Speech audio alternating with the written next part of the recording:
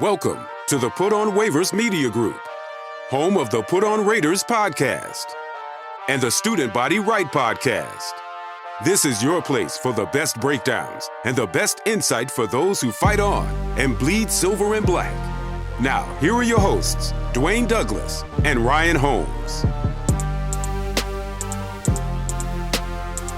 Welcome, everybody, to the glorious episode of the Student Body Right USC podcast. I'm your host, Dwayne Douglas, and I am podcasting off the beautiful shores of the Pacific Ocean. Beautiful day out here in Southern California. POR SBR is my Twitter handle, and it's also your promo code for activelyblack.com. Activelyblack.com. Their greatness is in their DNA. So you want to check them out. They have great hoodies. They have great t-shirts. A lot of really good apparel. They also have, for the ladies, sports bras. They have swimsuits. They got all kind of stuff everywhere. They got shoes, everything like that as well too. So check them out here. They're our sponsor, and 10% off of everything on activelyblack.com with the promo code PORSBR. Season's coming really quickly. Before you know it, it's going to be, we're going to be knee deep in USC football here on the channel. And, I'm hearing people talk about, the word casuals is like a diss, right? When somebody says you're a casual to something, especially in sports world, you don't know a lot about it, right? They're calling you a casual. Okay. And people who are casuals are talking about Lincoln Riley. People who are casuals are talking about, USC football and everything like that. And it's really ridiculous. And, I think it was Crane and Company. We're talking about, he's this, he's that, but where's the defense? Where's this? Where's that? Like, if you really look at Lincoln Riley and have like a conversation with yourself and say to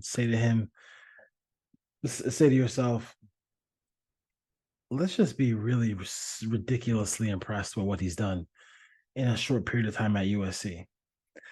His previous season at USC, last year of the Clay Helton era, they were 4-8. They were within a block in the back, literally a block in the back, or a time management error in the Utah game, the first Utah game, from beating Utah and playing for the national championship and being part of one of those teams who were going to be in the Final Four. Like, that's how close it was. 4-8 to a play away from being in the national championship conversation, or if they beat Utah once, they're in that conversation. They're going to be a team that's going to play for, and then they're going to go from the conversation to being in the Final Four. No TCU. You get the mega matchup with USC and Michigan or something like that, or USC and Georgia. Probably would have lost, but still, that's pretty amazing. That's pretty absolutely freaking amazing. And I think the fact that we can't just sit back and just remember and think about that accomplishment is pretty crazy. Now we're going to year 2 of him at USC. The defense. Okay. Let's see. Let's just see what the defense is. If the defense gives you that same kind of performance, and we're here next year and we're talking about going into year 3 and the defense gives you another performance like that, then okay. Then by all means, we can sit here and we can talk about all these different things and say, maybe this guy is just a play caller. Maybe he's just a guy who just draws up fancy plays and can't be a full football team builder, if you will. Right? That's one of the things that we can say that that Lincoln Riley might be. But I think it's just you're just showing that you're a casual. You're showing you're not a big time, football fan if you just kind of dismiss what he's doing. He's such a powerful entity in college football that Nick Saban is going to Congress to try to stop the transfer portal, trying to stop NIL, trying to stop all these things, all the things that can help USC become even that the USC be that special power that we know USC can be. Like he's literally doing all that to try to stop it. They're about to try to pass a bipartisan bill on NIL. And you see some rules coming out, the rules that they're trying to do something with the transfer portal. Never makes sense. Never made any sense to me. A kid goes to school, like a kid should be able to go to whatever college he wants to go to, regardless if he's playing football or not. So stop proving to be a casual. Like you have a sports show and you want to really be, you really want to be special. You want to be a big time outfit. I just don't understand how you can sit there and just say not.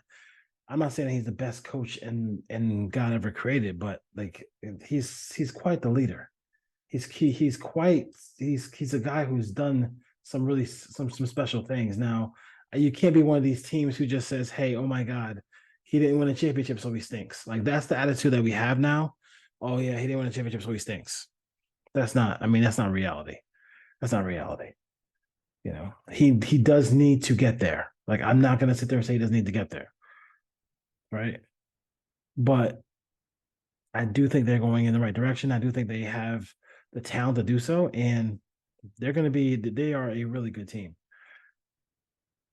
And to go from where they were to where they are right now, it's going to be special. It's going to be a special ride. So make sure you stay locked in to the Put On to the Put On Raiders podcast for the Raiders, and then also the Student Body Right USC podcast. So number 6, I guess, in the poll is where they started. That's fine with me. I mean, it doesn't really matter. At the end of the day, they got to go out there and win games. So they are this group has an opportunity to do something special. It's all right in front of them. They gotta be healthy. They gotta be coordinated. They gotta be ready to go. The offensive line, you're hearing that the defensive line is kind of eating up the offensive line early.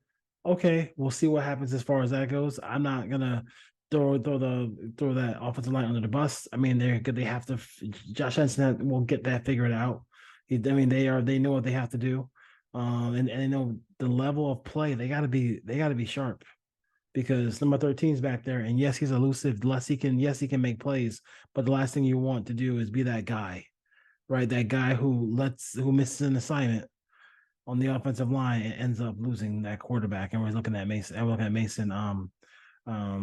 Miller Moss playing football. I'll watch Miller Moss play football next year. Maybe I don't want to see him play football this year unless it's in a blowout. As far as that goes, so let's roll and to talk about kind of previewing the season too as well, and let's roll on these safeties a little bit. So Bryson Shaw comes in, kind of that veteran presence, big body, kind of like will take away some of the things underneath. Bang with some tight ends, stuff like that. And then you got Kalen Bullock. Obviously, Kalen Bullock is going to be one of the best players in the country. He's fantastic. But what about Anthony Beavers? What about Max? What about Max Williams? Did they give this USC team a lot of depth, or enough depth? I mean, you're hearing some things about Christian Roland Wallace playing corner, playing safety. Being kind of that kind of dime piece here, where you give them an opportunity to use him in a variety of different ways. So that could be a piece, that could be a chess piece for this defense and Alex Grinch as well. But one guy too, especially, is Christian Pierce. Freshman Christian Pierce. He showed up and flashed in the spring game, and he's the guy who people like. 100% like people like Christian Pierce. So this is truly a team because they feel it, they know it, and they are in it 100% to say, hey, this is our chance to win a national championship. Everybody's talking about us winning a national championship. And this is an opportunity to do it. So the best player is going to play. Like the playing favorites is not going to be a thing here. Like if you get beat out, you get beat out. It's pretty simple. It's pretty simple as far as that goes. You cannot. This is about winning and taking this team to the next level and winning a championship, playing for a championship right in front of you. You're not going to let 5-star, 3-star. It doesn't care 0-star. It don't matter. It doesn't matter at all. It doesn't matter at all as far as this team in that secondary goes. And I do like. I think the one guy, I think Kalen Bullock on that list of like five. If you had a top 5 players, number one is probably Caleb Williams, guys who you can't lose. I mean, there's guys who you just can't lose. He's one of them.